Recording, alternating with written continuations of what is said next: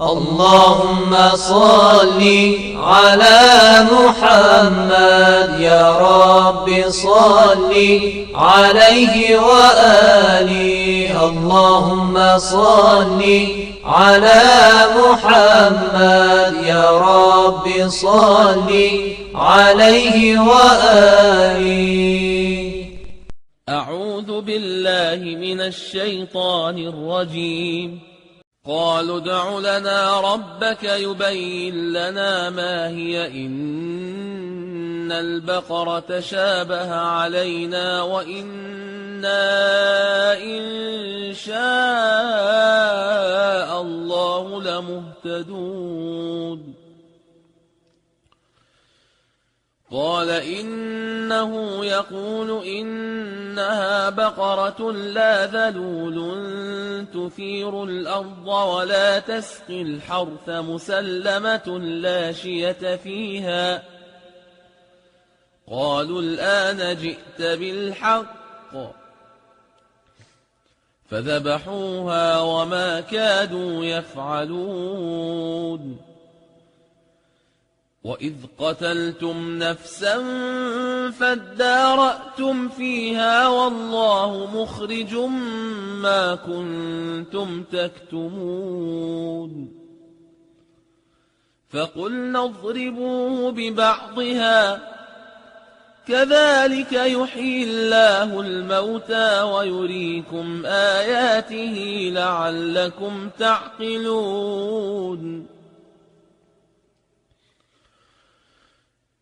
ثم قست قلوبكم من بعد ذلك فهي كالحجارة أو أشد قسوة. وإن من الحجارة لما يتفجر منه الأنهار وإن منها لما يشقق فيخرج منه الماء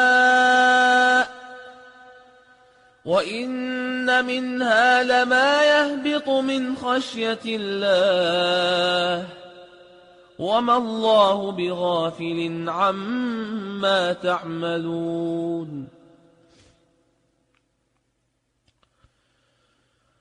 أفتطمعون أن يؤمنوا لكم وقد كان فريق منهم يسمعون كلام الله ثم يحرفونه من بعد ما عقلوه وهم يعلمون.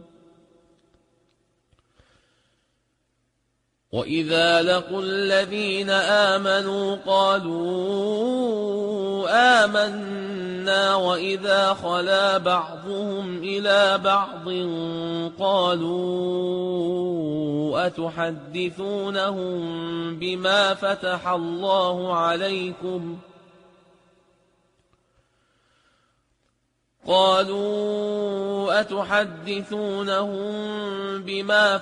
الله عليكم ليحاجوكم به عند ربكم أفلا تعقلون.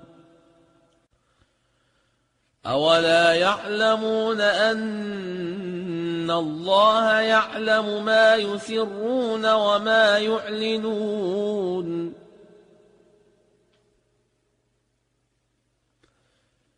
ومنهم أميون لا يعلمون الكتاب إلا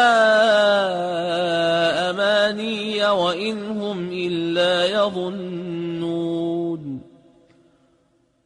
فويل للذين يكتبون الكتاب بأيديهم ثم يقولون هذا من عند الله ليشتروا به ثمنا قليلا فويل لهم مما كتبت أيديهم وويل لهم مما يكسبون.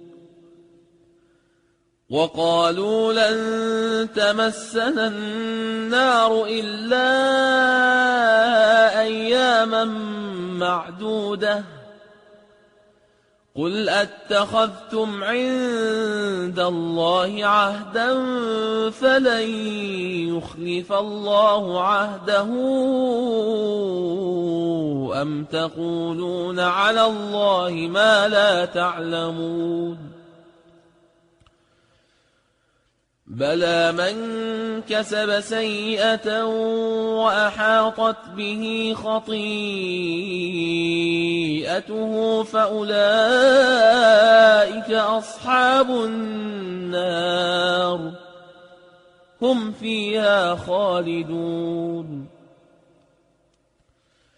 والذين آمنوا وعملوا الصالحات أولئك أصحاب الجنة هم فيها خالدون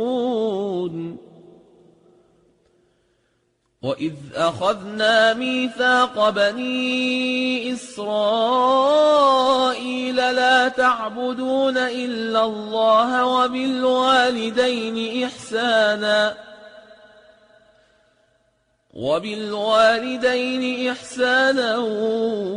وذي القربى واليتامى والمساكين وقولوا للناس حسنا